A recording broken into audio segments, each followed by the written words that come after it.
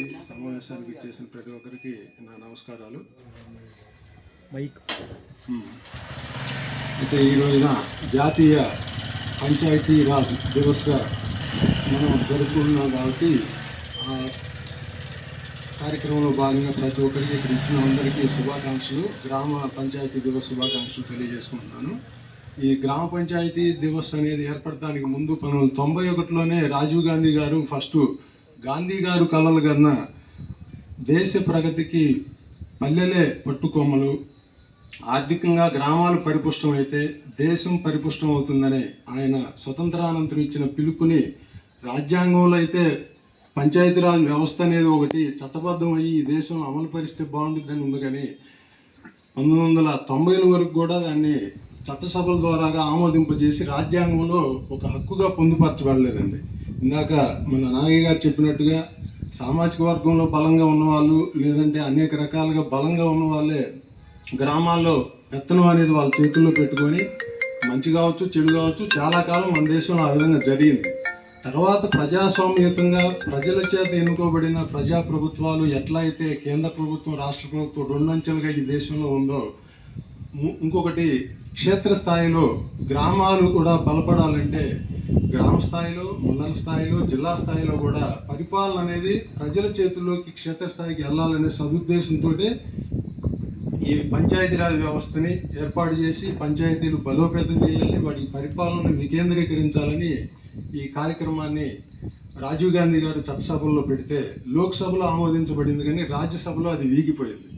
తర్వాత రోజుల్లో పివి నరసింహరావు గారు 1992 డిసెంబర్ 20వ తేదీన లోక్సభలో ఆమోదింపజేసి ఆ మర్నాడే 21వ తేదీన మరలా రాజ్యసభలో కూడా ఆమోదింపజేశారు.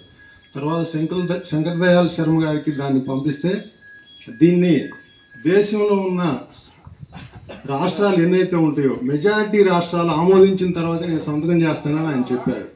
అప్పుడు దేశంలో ఆ రోజున్న రాష్ట్రాల్లో 17 రాష్ట్రాలు ఈ పంచాయతీరాజు అనే వ్యవస్థని గ్రామ స్థాయిలో పటిష్టం చేయాలి, దీన్ని రాజ్యాంగంలో పొందుపరిచి ఒక చట్టం చేయాలని శాసనం ద్వారాగా సాధారణ మెజారిటీ కన్నా ఎక్కువగా ఉండాలంటే ఆ విధంగానే వాళ్ళు చట్టసభలో ఆమోదింపజేసి కేంద్ర ప్రభుత్వానికి పంపించడం, రాష్ట్రపతి శంకర్ దయాళ్ శర్మ గారు దీన్ని ఆమోదింపజేయడం జరిగింది.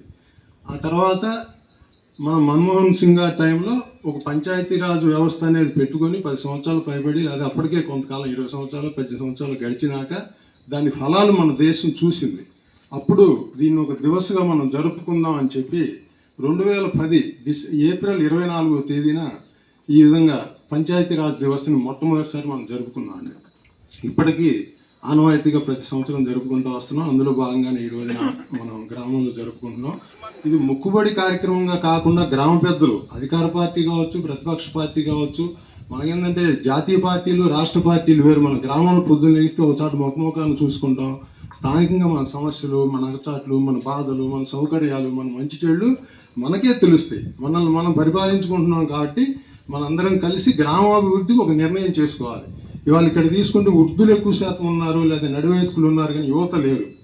యువత భాగస్వాములు అయ్యేలాగా, మహిళలు భాగస్వాములు అయ్యేలాగా ముందు రోజుల్లో మనం కొన్ని కార్యక్రమాలు గ్రామం తరఫున చేపడాలి. నాగయ్య గారు మరి మీ అందరూ సహకరిస్తే మనం ఆ విధంగా పెట్టుకొని మన గ్రామానికి కావాల్సిన ఒక అసెంబ్లీలో ఏ విధంగా అయితే ముఖ్యమంత్రి గారు, ఉప ముఖ్యమంత్రి గారు, గవర్నర్ గారు ఈ విధంగా ఉంటున్నారో, సర్పంచ్ గారు కావచ్చు, ముఖ్యమంత్రి గారు అయితే గవర్నర్గా మన సెక్రటరీ గారిని భావించవచ్చు, వార్డు మెంబర్లకు ఒక ఎమ్మెల్యేగా భావించవచ్చు.